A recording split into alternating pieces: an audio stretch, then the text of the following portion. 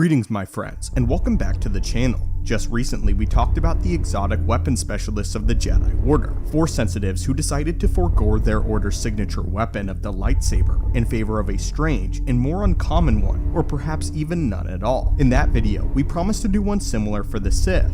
Well, here it is. Many of the ancient Sith actually did have a reputation for not using lightsabers, with some opting to go for a cursed, dark side imbued blade instead. The one that comes to mind immediately is the poison blade of Naga Sadow, wielded by the Sith Lord during the Old Republic and the Old Sith Wars. Of course, this was a time before lightsabers were prevalent amongst the Sith Lords and their entire order. Although some used lightsabers, it was actually quite common for many of them to opt for the magical artifact of a sword to use against their enemies. Following this though, lightsabers soon became the standard issue, and the choice to use anything different eventually fell out of fashion, as most Sith adopted the blade for themselves. Though, many millennia later, Darth Sidious would start claiming that the Sith had grown beyond lightsabers, and that he himself merely used one to mock the Jedi because he had become too powerful to need one. However, I will leave the legitimacy of this claim up to you all. What we want to focus on for this video is the types of weapons that the ancient Sith used, as well as the weapons used by the Sith pureblood, and discuss weapons that they used that were not in fact lightsabers. Much of our information comes from the Book of the Sith, where one of the original 12 Dark Jedi, named Sorza Sin, talks about the Sith species and documents a good portion of the weapons that they used. Starting our list, we have the humble but ever versatile and ridiculously perseverant Force-imbued sword. Metal swords have been around since the pre-hyperspace era in Star Wars and have continued on since. The ancient Jedi were some of the first to construct metal blades and imbue them with the Force through a process known as alchemy. However, they weren't the only ones to have done this. Across the galaxy, the Sith purebloods were also perfecting this very same art, creating swords that were imbued with the very dark side itself.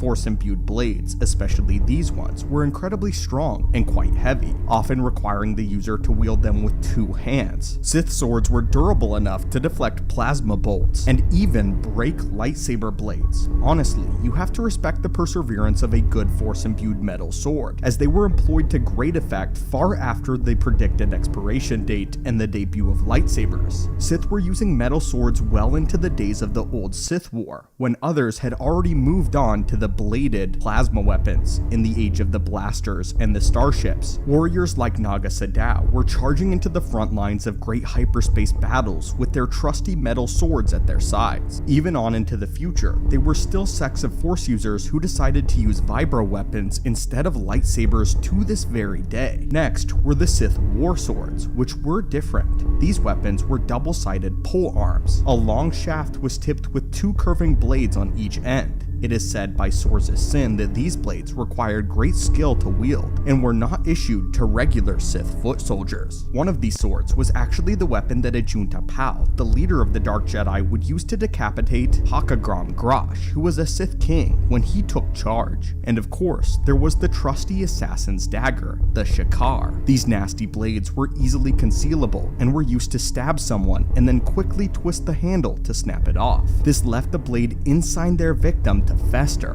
and if you hadn't already guessed, yes, this and many of the Sith blades were dipped in poisons of the finest makings, created again through Sith alchemy. The Sith also forged some truly unsightly ranged weapons such as the Lan Vorak, which was a wrist-mounted armor piece and when slug, would release a spray of whirling razor discs. These were some of the few ranged weapons optioned to the Sith species, and one of the few that they would employ on ground assaults. Darth Sidious commented that these weapons were messy and imprecise, but that they were a weapon of indiscriminate terror, which is something that he admired about them. What he probably meant by this is that these weapons were as much of a danger to the user's allies as they were to their enemies. It wasn't as though you could aim with the Tanvarak. It was simply a wrist-mounted sling for all intents and purposes, and was a weapon of pure terror and rage. It would just unleash a volley of razors in the trajectory that you swung. If your allies were nearby, then so be it. Then that was the unfortunate turn of events for your friends. Another range option was the Larang, which looked like a sword that had been bent in the blade to resemble and act like a boomerang. When it was thrown, it would slice through many enemies before returning to a Sith Lord's hand. Unless, of course, it was already buried within an enemy's skull.